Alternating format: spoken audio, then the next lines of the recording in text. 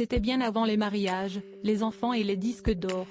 C'était une histoire d'amour légendaire qui a fait rêver la France pendant 3 ans. Lorsqu'en 1988, les très jeunes Vanessa Paradis et Florent Pagny se rencontrent, s'y est-il le coup de foudre? Fou l'un de l'autre, les deux chanteurs vivent en effet une belle histoire extrêmement médiatisée, notamment à cause de leur écart d'âge. Sous le feu des projecteurs, surtout que leur carrière monte en flèche, les deux chanteurs finiront par se séparer, fatigués par les milliers de commentaires, de critiques et de paparazzi qui ne les lâchent pas.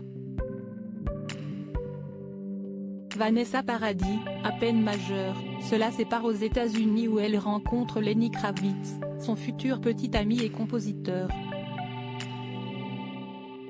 Florent Pagny, très mal, écrit une chanson très virulente contre la presse qui lui attire quelques ennuis et met quelques années à rebondir mais revient sur le devant de la scène au même moment que son ex-petit ami. Si est-il à ce moment-là, en 1993, que le retrouvaille se profile, comme chaque année, Jean-Jacques Goldman invite des personnalités à participer au concert des Enfoirés, au profit des Restos du Cœur.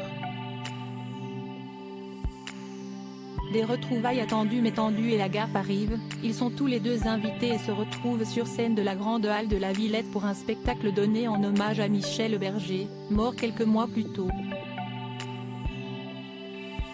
Mais, ne voulant pas créer de scandale, ils font tout pour ne pas se croiser et chantent chacun une chanson différente. Florent Pagny choisit une chanson, Banlieue Nord, chantée à la fin du spectacle. Vanessa Paradis interprète quant à elle la sublime On dort les uns avec les autres, qui se déroule au début du show. L'ancien couple se recroisera les 2 années suivantes sur la scène des Enfoirés, puis des années plus tard, en 2016. Mais aujourd'hui, de l'eau a coulé sous les ponts. En 1993, le chanteur rencontre Azucena, celle qui deviendra sa femme quelques mois plus tard. Tous les deux sont parents de 2 enfants, un K, 26 ans, et Ael, 23 ans. Soudé, le clan a notamment soutenu le chanteur lorsqu'il a annoncé son cancer. Vanessa, c'était un truc de fou. Vanessa Paradis, quant à elle, a rencontré Johnny Depp à la fin des années 90 et a eu également 2 enfants avec lui, Lily Rose, 23 ans et Jack, 20 ans. Séparés depuis 2012, ils s'entendent toujours très bien. La chanteuse a ensuite refait sa vie avec Benjamin Biolay puis Samuel Benchetrit, qu'elle a épousé en 2018. Mais Florent Pagny n'a pas oublié sa vie avec elle et ne lui en veut plus aujourd'hui. Récemment, il confiait dans un documentaire que se promener avec Vanessa, c'était un truc de fou.